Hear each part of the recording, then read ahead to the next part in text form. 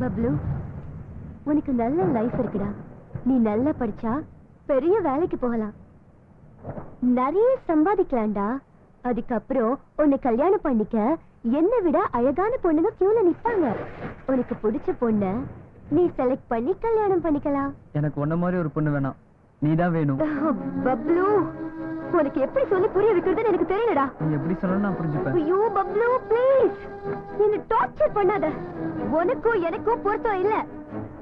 உன் வயசு என்ன, என் வயசு என்ன? நீ ரொம்ப சின்ன பையன்டா. உன் கூட க்ளோஸா மூவ் பண்ணதா நான் பண்ண பெரிய தப்பு.